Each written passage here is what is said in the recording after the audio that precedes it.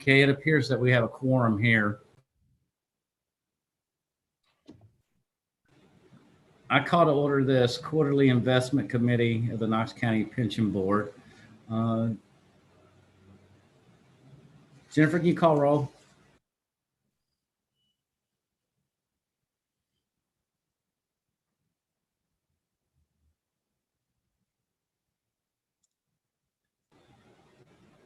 Jennifer, I think you're muted.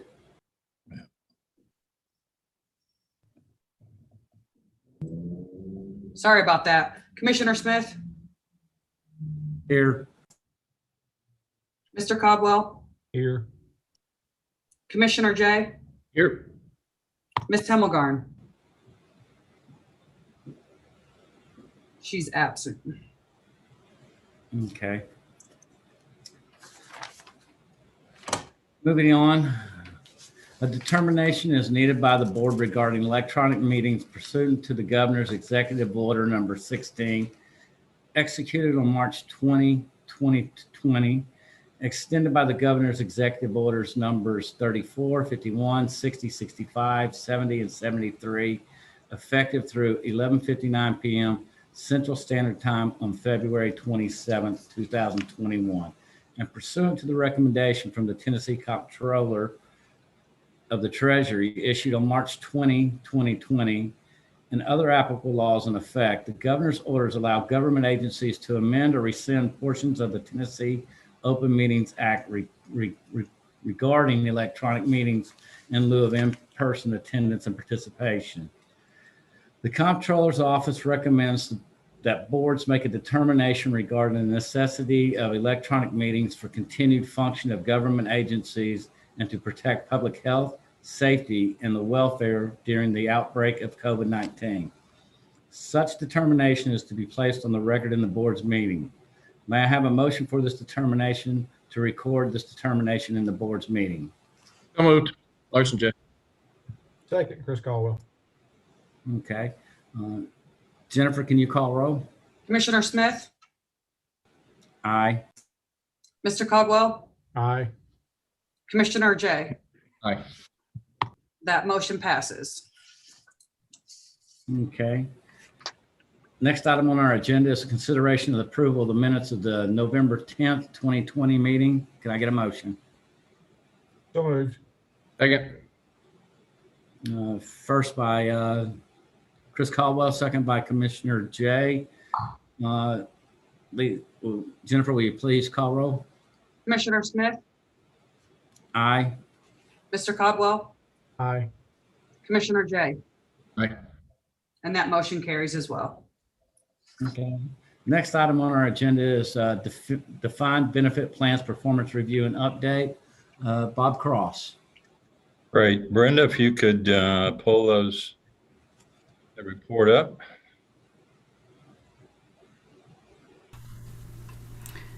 Jennifer, if you'll stop sharing your screen, it will allow me to share mine. Right, and I'm having some technical, I've lost my controls to do that, and I'm trying to find them.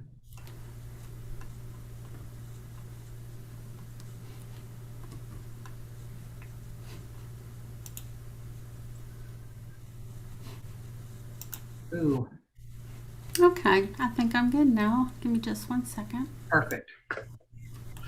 Thank you.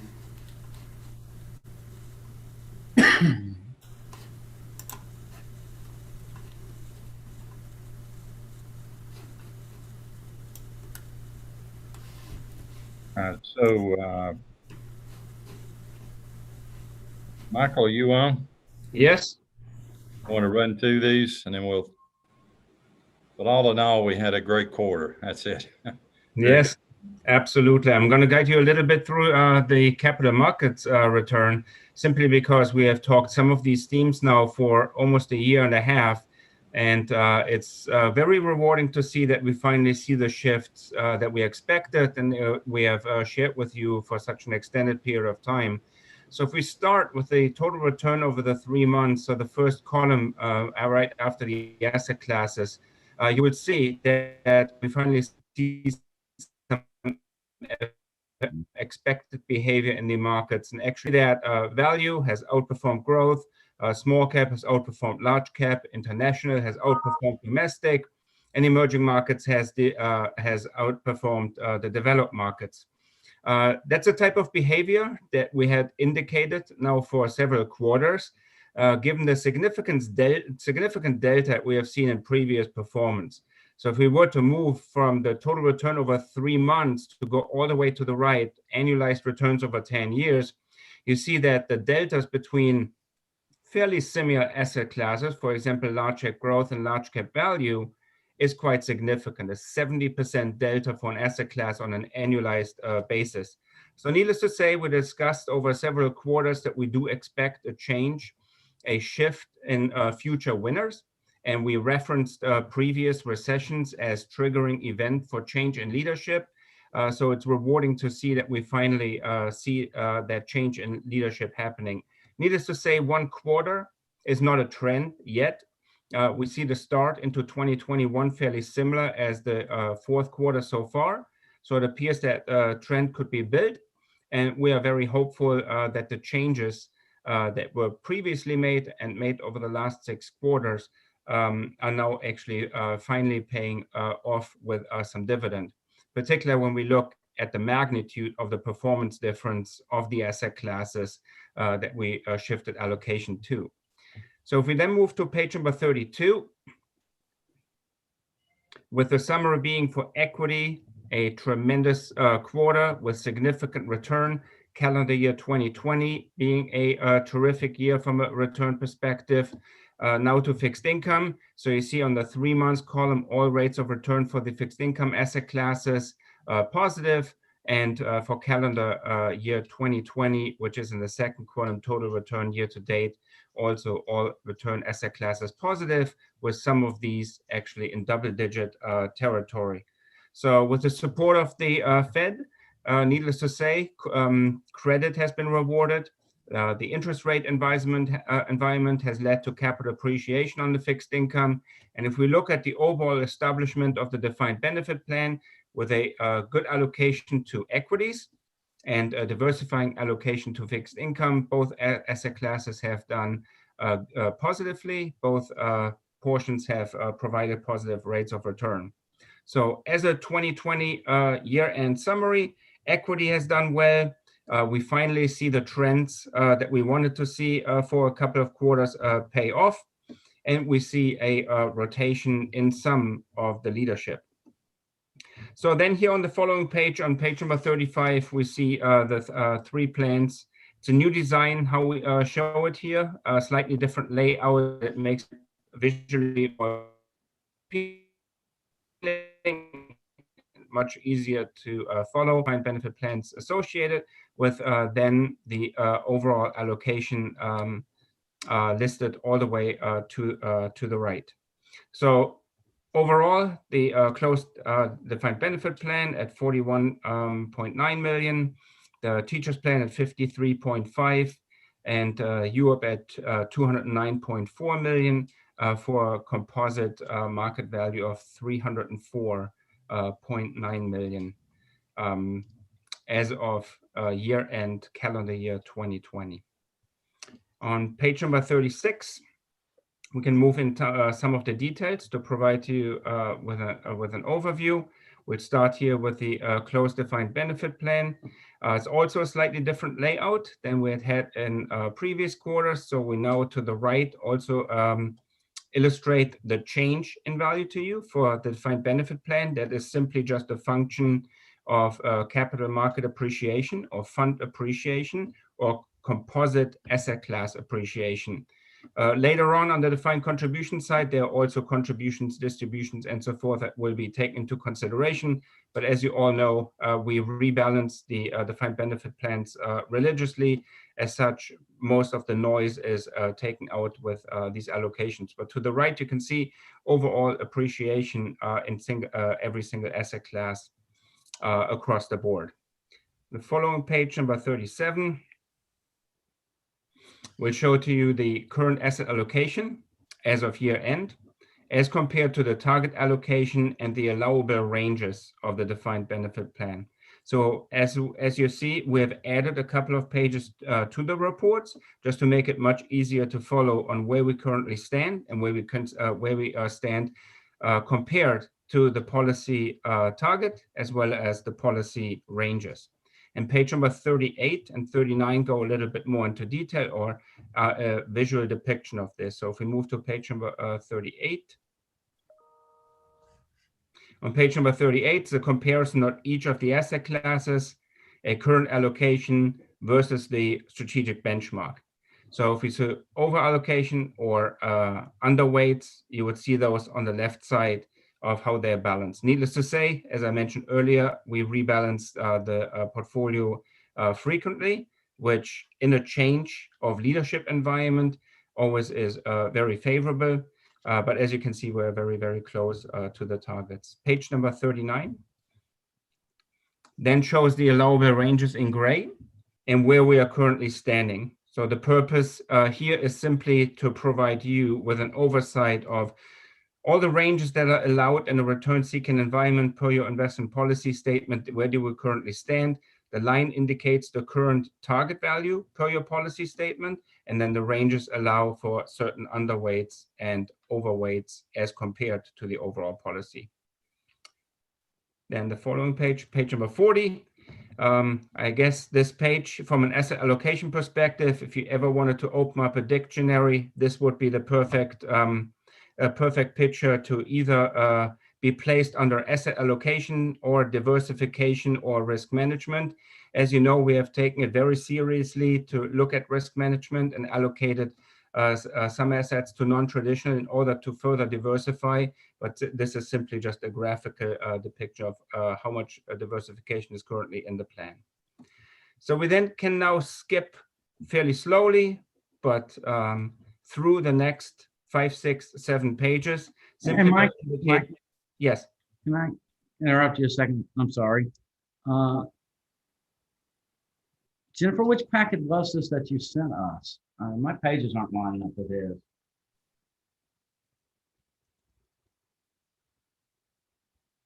You're muted. It should be the Knox DB report. Yeah.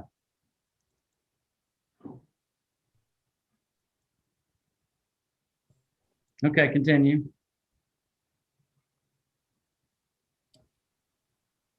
The pages are not lining up. Mine haven't. What page are you on now?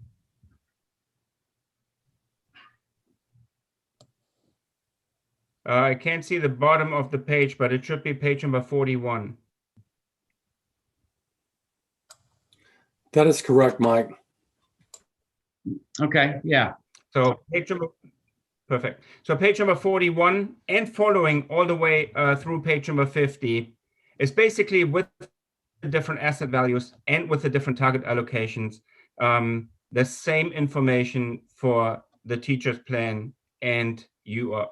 So we'll go very, very briefly, just for completion purposes, through the data points on this particular page. You see for the teacher's plan, asset allocation, asset value, target allocation, and allowable ranges. And on the following pages, you see a compliance oversight versus the target weights. So on the left side, you see it's perfectly balanced towards it. On this page, you see where we are with the target weights. Again, once again, same methodology. Straight line is target weight. Gray is allowable ranges, just to illustrate you of where you currently stand. And once again, the target ranges, as we discussed in the last meeting, those are the ones that were designed for your target allocation. You see on the current page here for the teacher's plan, the asset allocation. And on the following page, the same methodology starts for the last plan to discuss. So following page, please. Following page starts the UOP. First of all, comparison between the third quarter and the fourth quarter, the appreciation on the right side. Needless to say, now you have slightly different weights here, and you see the appreciation on the right side. So whenever you see something negative, like below, you're probably alarmed of with everything going up. Why is there something negative? But that's simply just the cash portion allocated for the plan So that's right within the rebalancing timeframe to receive cash for distributions. And the following page, I'm going to go relatively fast through these because it's the same methodology for all of three before I get into the performance data. Again, this is comparing to target weight. This is where we currently stand within the guards of the ranges. Following page, the asset allocation. And then we should get to page number 51, which lists the three plans. Starting values, we see that the distributions for the quarter outpace the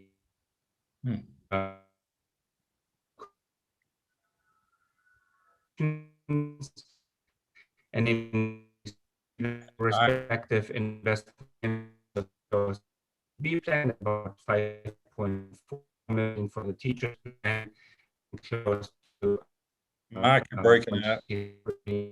million for the youth plan. Mike, So, you're breaking up. A terrific Go ahead. Go ahead.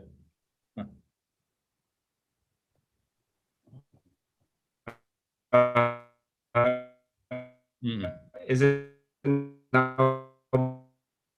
Nope. We got Charlie Brown's teacher. Well, this is the most important chart. So, but again, just had a great quarter. Again, we began to see the rotation out of growth into value and into international, as we've discussed for a while. And it really did bear fruit. We were able to benefit from the gains that took place in growth, and also the gains that took place on the value side, and also domestically and internationally. So it's just an outstanding, stellar quarter all the way around. And with that, we also think we're well positioned going forward to take advantage of that continued rotation. So, Bob, how long do you think this rotation will take and sustain? Usually, is the connection better again? Yes, better, Mike. Okay. So in general, once a rotation actually takes place, it's an entire market cycle. Once a rotation takes place, so let's move back to 1999, 2000. Technology, large cap growth was the flavor of the day. Then we hit a recession, and then we came out of the recession, and real assets were the flavor of the day, meaning real estate, commodities, everything inflation linked. Then 2008 happened, the real estate market went down, and new leadership. And so generally when a rotation hits, which is generally right post a recession, when leadership changes, it's for an entire market cycle. And quite frankly, there's a lot of delta to pick up. As we saw on the first chart, it's 7% annualized, the delta we currently have, large cap growth versus large cap value. And in hindsight, it's always very easy to state, yes, that's where the rotation took place. But if we go back to 1999, 2000, that rotation took over 2.5 years to pan out and then build a trend. So we wouldn't expect that this is a straight line looking forward, but we expect that the delta is going to close. And so far, it looks terrific. It actually looks at all the themes that we just implemented for the defined benefit plans actually worked out tremendously. Higher allocation to international worked out, emerging worked out, value worked out, increase to mid cap, small cap worked out. So it did make sense. So we're very happy that this took place in the fourth quarter. So you see the results here, and it is very, very rare that I actually just state results and don't make a comment that can provide you a little bit more depth. So we see here, and I want to go just a little bit more in depth today because it's important to realize something. So first of all, you can see that the performance of the quarter is great. The performance beats the category, the performance beats the benchmark, and so forth. I do want to put one emphasis. I want to make one thing, though, very, very clear, is that when we make a change to an investment policy statement, then immediately the benchmark changes as well. So when the benchmark changes as well, the performance of the plan versus the benchmark doesn't really tell the entire story. It only tells a portion of the story. And really the entire story that's embedded in here is there was a tremendous success so far with making these changes, because all asset allocations that were recently changed for the plans performed better. Small cap outperformed mid cap outperformed large cap, domestic underperformed international, emerging markets outperformed international. So all changes that were analyzed for you to justify the target rate of return, all changes that were implemented were actually favorable. And some of these deltas are really significant. So for example, small cap outperformed large cap by 20%. And value outperformed growth in some market capitalization by 5, 6, or 7%. So there was tremendous value in making these changes, which is actually not captured in the comparison of the portfolio performance versus the benchmark performance. So when we run internally our models, the 3 defined benefit plans actually score tremendously well from a performance perspective. So when you see the intermediate term or the longer term performance that we disclosed on this page here, slightly lag, it doesn't show you the entire picture. It basically shows you an active return component. We basically locked a relative underperformance in visually, which is though not the real experience of the plan, because the changes that were made have been absolutely beneficial so far for the plan. And with expected rotation going forward, we're actually looking forward to continue for a relatively high absolute rate of return justification. So we've already skipped the pages here to asset allocations and performance. So the charts that we showed here on the following pages is all about asset quality. So the previous page that Brenda shared with you shows green and red. So we just now make it visually easier to detect when the fund hits the bottom quartile, so that you can immediately detect if there is an issue or not.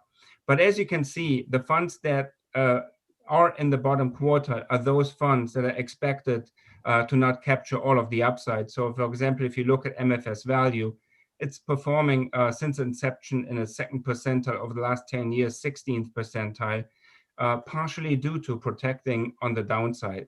So I'll make it very short here on the asset quality portion. Overall, there are no issues from an asset quality perspective. The managers are absolutely doing what they're supposed to do.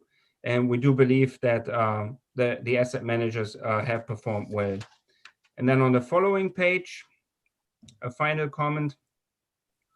We've added some risk statistics, and the risk statistics are simply to illustrate not only for your oversight protocol, but to also illustrate on what we do in the background to identify of whether a manager is appropriate for you for utilization in the plan or not. That there's much more work to it than just looking at numbers and looking at performance and how did it play out. We have added some statistics, and all of the managers that you see here on the page and the following page are actually performing right in line with our expectations. So I summarize everything with a few bullet points: tremendous market performance, excellent plan performance overall.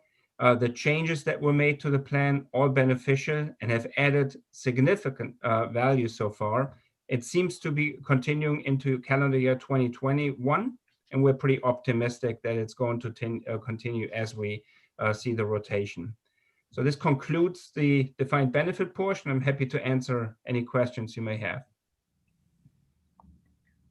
Are there any questions? With the screen share up, I can't see everybody. So Chris, Larson, do y'all have any questions?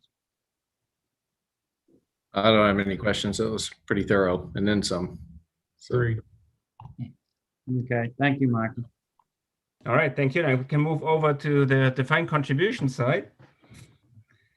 And for the defined contribution side, we'll only cover the portion thorough. We'll avoid the and then some.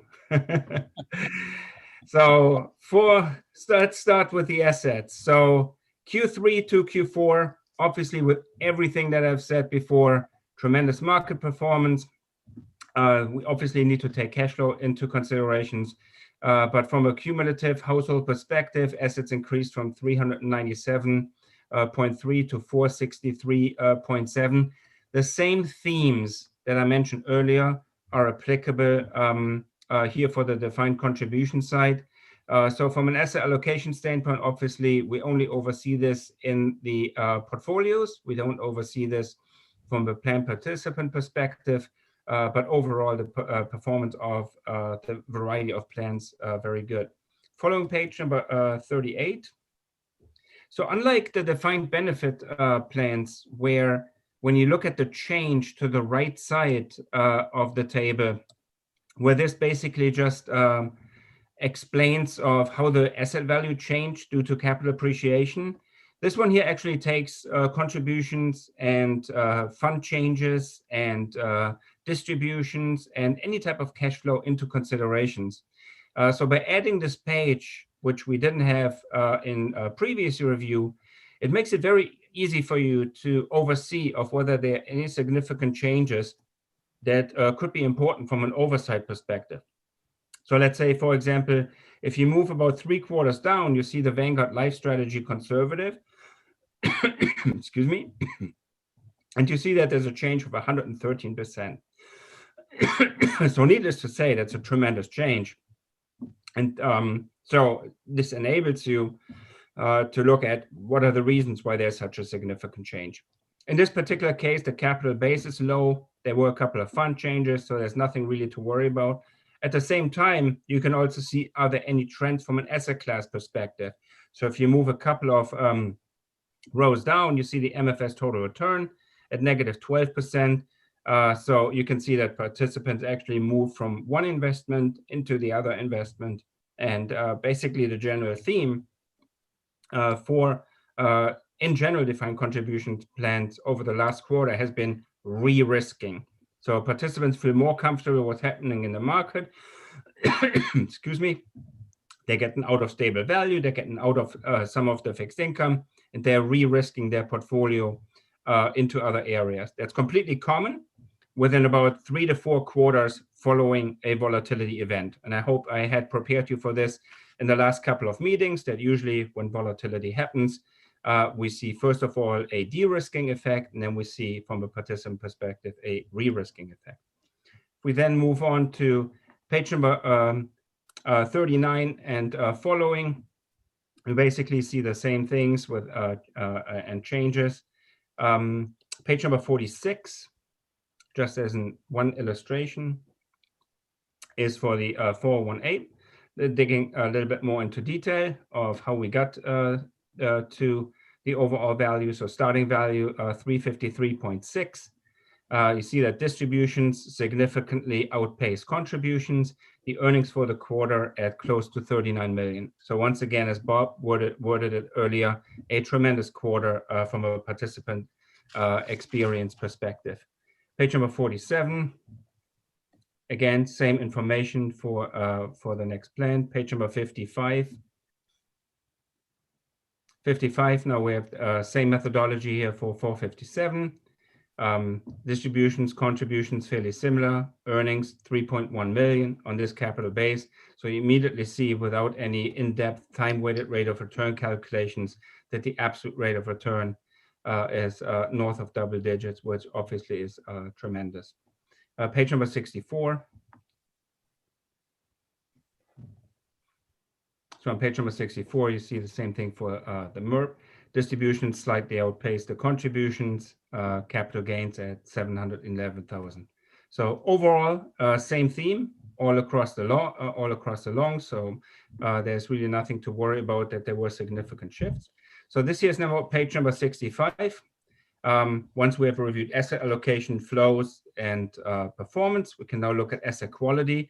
And I can take it right up front here to take the pressure out. Asset quality overall is very strong. Needless to say, there are a couple of funds that are lagging. This is by design. You want to have some funds that are more conservative. You want to have some funds that are more on the aggressive side. MFS happens to be exactly the same fund that we already discussed on the defined benefit side. Then if you move further down for the last quarter, there's one fund, the Vanguard Midcap Index Fund. So obviously active managers over the last quarter did better in capturing that upside than a passive manager, meaning index fund. But overall, if you were to scroll over the next few pages, you will actually see that asset quality overall is strong. Particularly good to see that PGIM, Jennison Small Cap, after a long drought, has now in the last quarter actually captured quite a bit of the upside, outperforming its peer group and outperforming the index as well. So if we move to page number 60, this is just the same methodology over and over. So some of the index funds were lagging. So on page number 66, I just simply wanted to point out the BNY Mellon. It's 90th percentile. Long-term track record remains strong. The deviation, it has always fluctuated widely around the median and the index. So we are keeping an eye on the ones that are underperforming, but there's nothing at the current point in time that actually does stick out. So on page number 111, getting into the two funds, we have some of the notes that are for your information. Invesco International Small Mid, which is on watch. There are two reasons: manager turnover, and then needless to say, the overall acquisitions of the firm. And then on page number 117, there's another fund on watch, which is the Columbia Acorn International. And there was a co-manager that retired in the third quarter of 2020. And at the same time, there's analyst turnover and so forth. So the narrative that is on this page explains the reason for the ratings. So with all of this said, we can we generally apply the methodology that we see in the defined benefit space and look at how can we help individual participants apply this methodology. And that's mostly done through the portfolio. So if we look at the performance of our portfolios, the conservative portfolio outperformed, the fixed portfolio outperformed, the moderate portfolio outperformed, the aggressive outperformed, and the ultra aggressive outperformed, but the balanced portfolio lagged. And then when we did a deeper dive, we looked at rolling periods, and that's the second chart, the 5-year rolling periods. And the most recent time frame sees that the trend of the underperformance is increasing. So needless to say, we are in a shift or in a rotation generally in the market. So a lot of it will fix itself. But we have to make a couple of changes, or we are recommending a couple of changes. It is nothing minor, but we believe that those changes can enhance the expected rate of return versus the risk. So there's first of all the IV International Core, which has been lagging. So you see that over the 1 year, 3 year, 5 year, and 10 year, the performance is unfavorable. It has scored over those timeframes in the fourth quarter. So that's our first recommendation, to move the IV International into the BNY Mellon Diversified. BNY Mellon Diversified, just to let you know, it's a fund of funds, covers multiple asset classes, just like the one change that was previously made with moving into the MFS Diversified. So we have multiple asset classes, a fund of fund, very diversified, which is generally very appropriate for participants. And then in addition to this, given that it is a model, we have the luxury to look at asset allocation and how to place the managers best. And when looking at the overall asset allocation, we want to be consistent with how we manage the defined benefit plan successfully. So we do believe that the rotation is taking place, is on its way to taking place. So we are recommending slight asset allocation changes that you see here on this page. So we're taking out of large cap, we're increasing the exposure to mid cap. You may be surprised that it's a growth, but we previously had not considered growth. So we are rebalancing that. So we're adding mid-cap growth, but we have an overweight to the value section, very consistent with your DB plan. So all the changes that you see on this current page here are very consistent with the methodology that we have applied to the defined benefit plans. So Randy, can the committee see those changes? Well, my screen, they're hidden by the pictures. I can see it. It's correct, yes. I can't see the Can't fifth. if you move the picture, if you click on the picture, you can move the picture wherever you want to. I moved the pictures to the bottom. Just click on one picture and drag it to the bottom, then it should work. Yeah. Okay, perfect. So now then you should be able to see the difference on the right side. Everything that has a slight reallocation where we rebalance, very consistent with the defined benefit from large cap to smaller caps, domestic to international and so forth. Very slight changes, nothing significant. So 2 recommendations. First of all, to add the fund, the Pioneer Fund for the mid-cap space. And second of all, the change of the previous page for the IV to be replaced with BNY. And that all could be implemented here with rebalancing the portfolio. Are there any questions that I could answer? Or Bob, do you want to have any additional comments? No, great job as always, Mike. Hey, Michael, this is Chris. I have a question. I had noticed that that Vanguard Healthcare and IV Science and Technology were both at the bottom of their class. And this is kind of a shift from what we have seen. Can you explain that a little bit? Yeah, so index investing in very concentrated asset classes is a hit or miss. So index investing has been the holy grail for large cap blend investing and for some of the international markets. But in more concentrated sections like sector funds or specific country funds, it's hit or miss. And so therefore, that's not a surprise that it can lag significantly. With the IV, the IV ventures out into other sectors. So it basically implements a more broadly diversified approach than other funds. So it's also not surprising that this fund does lag in this type of environment. So from our end, there is no immediate concern. Needless to say, it's not very rewarding to have 2 competing funds, and they're both not ranking great. But if you're investing in sector funds, the universe is generally very, very limited. So from a ranking perspective, just performing 30 basis points more may bring you from a bottom quartile all of a sudden to the second quartile immediately, just because you don't have 500 or 600 managers that you compete against. You only have a dozen or so managers that you compete against. So the relative ranking changes very fast and furious.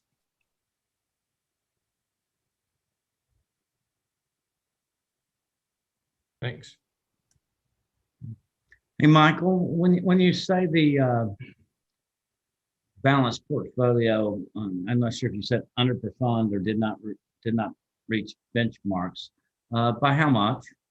The balanced fund returned 10.89%, and the benchmark performed 11.32%. So it was about 50 basis points. What we are more concerned about is that the chart that you see here is rolling periods. So the other portfolios have recovered a relative underperformance that they may have had in the past. This one has not. So therefore, there are some structural reasons that we believe we can improve from a return risk perspective. But specifically to your question, it's about 50 basis points over the last quarter, so nothing significant. The reason for it was more the development of the rolling periods underperformance. Okay, and you're recommending, I tried to write these down, but I did not get complete sentences. Okay. So Brenda? this is the first page. So Could you we're go back to that chart, Brenda? Okay. Could you go back to that chart?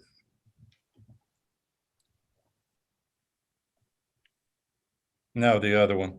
It's got the asset allocation. allocations. Yes, thank you.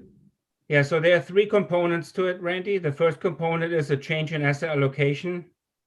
So you see the slight overweights and underweights that are listed all the way to the right. The second change is implemented already here in the spreadsheet by adding a fund that previously we had no exposure to, the Pioneer Midcap Growth. And the third recommendation is to make that fund change replacement on the international side from Ivy to BNY. So there are three distinct components to the recommendation, Okay. which are all summarized in this one sheet. The asset allocation to the right and the two new funds that are in here. So you see the BNY Diversified International goes from 0 to 6, and you see the Ivy International go from 5 to 0. So that's a fund change. And then in addition to this, you see the Pioneer Select Midcap go from 0 to 3. So those are the fund changes or fund additions. And then the overall asset allocation is the red and green to the right. So you can see from this, we don't make bets, so to speak.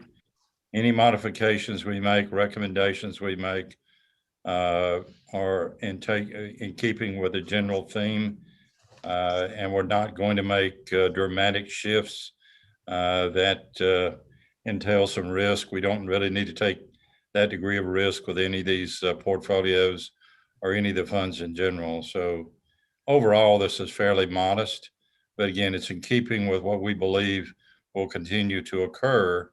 That is in the rotation that Michael has referenced that we've been discussing for at least 4 quarters. We admit we were early in anticipation of that rotation, but we think that's really borne fruit for this last quarter and will continue to bear fruit for the remainder of this year, at least for the remainder of this year.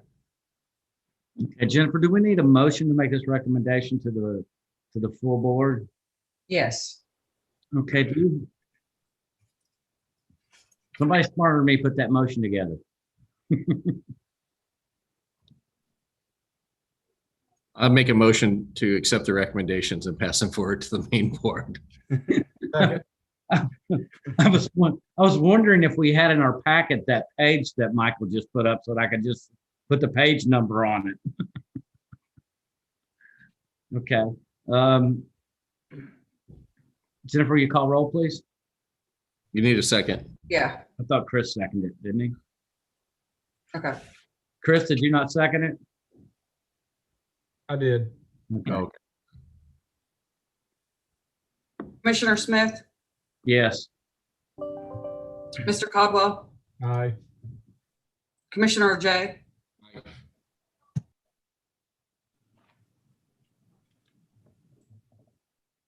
Is that a yes, Commissioner J? Yes. Yes, okay. And that motion passes. And Michael, if you'll continue. That's it from my end. I appreciate your attention. I think those were very good results, and we're looking forward to a continued good 2021. Thank you, sir.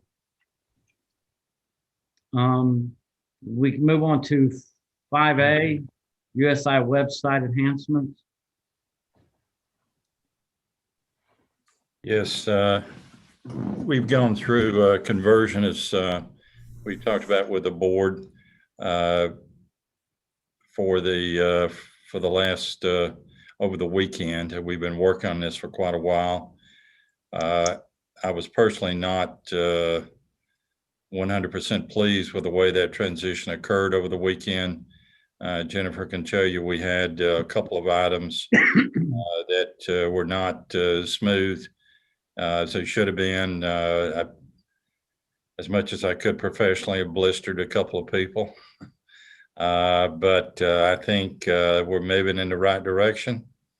And that transition is, I think, pretty much complete. We still have a couple of things we need to work on. Just again, to reiterate, we have 2 operating systems, one that uses Schwab, one in Seattle, one on Long Island. The company we were acquiring, Finley, also used the Schwab operating platform. Our office, or Glastonbury, was the only one on a different system. It made sense to migrate. We've been working on that for many months, and a couple of things slipped through the cracks, just completely unacceptable, frankly, from my perspective. But I believe we're in good shape at this point. So, Jennifer, what are your thoughts on that? If there's anything else that I need to do or we need to do there? The phone calls have slowed down a little bit today, a little bit less, so that's good. Have gotten some positive feedback on the new website look. And now it's just going to be some more education to help people maneuver. We're making a list of some items that we use internally in the office and that some people have asked for, and we'll shoot those over to you hopefully either later this afternoon or tomorrow. Great, great. One of the great things about that system is it does enable links easily. For example, you can link back to Knox County's website. You can also link to other websites or locations. So, for example, financial engines or other educational tools that are available out on the web. So as soon as we get this in place, we'll discuss with Jennifer and the committee things that we could tie to the plan that will be very beneficial. We've worked on extensive education campaigns for a lot of our clients with the Eastern Band. For example, Cherokee, they wanted to have an extensive educational campaign for their minors to make sure that they take advantage of what's there, and when they reach the age of majority and beyond, that they can effectively and efficiently oversee the assets that they receive. We're all still I am personally very excited about the website change. Leave it at that. I'll make other comments, but stubbed our toe over the weekend, but I believe we got it fixed. So, Jennifer, are there any bugs that are left to be not ironed out yet? The only thing that we have is the next item on the agenda, the Morningstar services. But as far as people being able to log in, sign up, and Yeah, that's all. right? Okay. Yeah. And I know yesterday I chose to check mine for the first time in a while, and I was like, oh, I can't do this. well, that's not good. So I think on B, if I may, Mr. Chairman, we'd like to recommend that we defer that discussion of that particular item and gather a little more information. I've been concerned about the pricing on that. I've had some conversations with Connecticut and I got some positive feedback there in that regard. I thought the pricing, frankly, was too high. I'm just an on-the-table guy. So if with your permission, I'd like to defer that for another day. Okay, I too had questions about the pricing, but also had several other questions. And I know that not everybody has received this information to go over it. To me, a big thing is making sure our education level is out there amongst our members before this can be accessed. I would, Bob, with respect, like to ask Bill if he would like to ask any questions. I know he had a long list of questions. He did. I don't know if Bill would rather get responses from you between now and our next meeting, or if he would rather go into those now. I'm glad that the questions are on the table, and I think it's probably most productive and efficient for the committee if we get to go over those with USI and bring back the essential points to the committee. Okay, so I guess at this point we'll move on unless anyone else has any questions. Thank you. Yeah, thank you, Bill.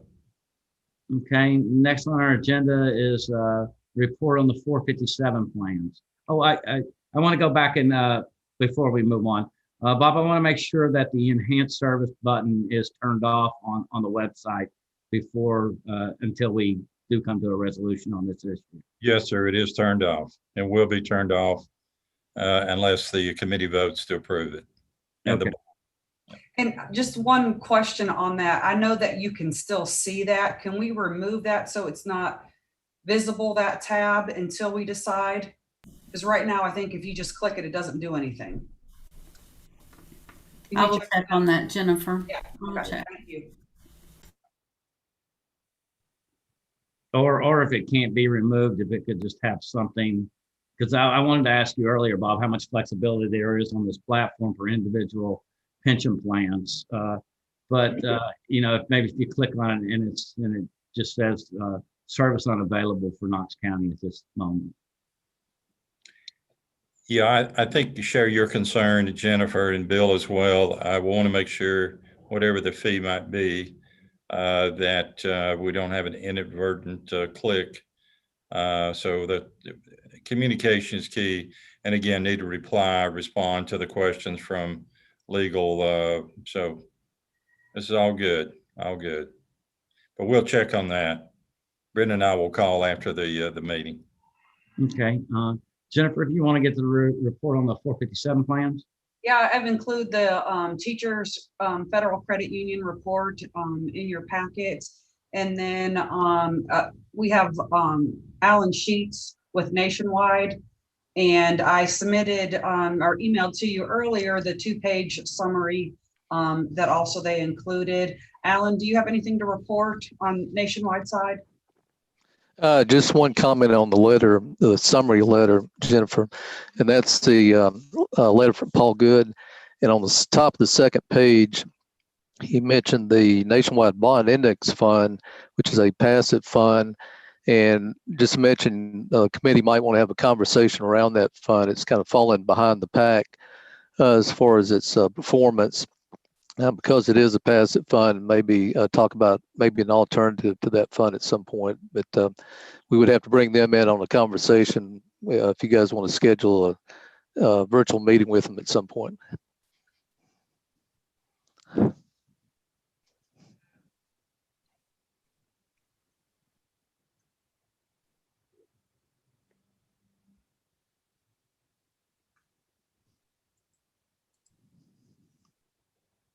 Are there any other questions for Alan?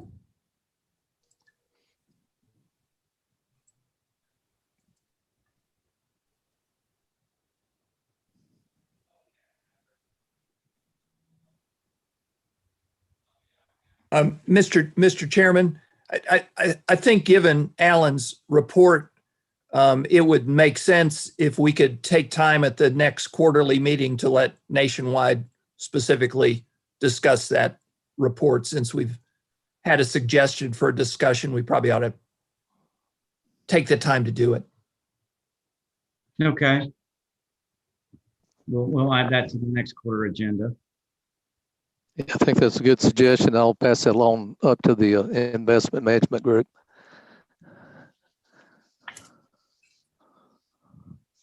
Okay, does that lead us to number 7, other business?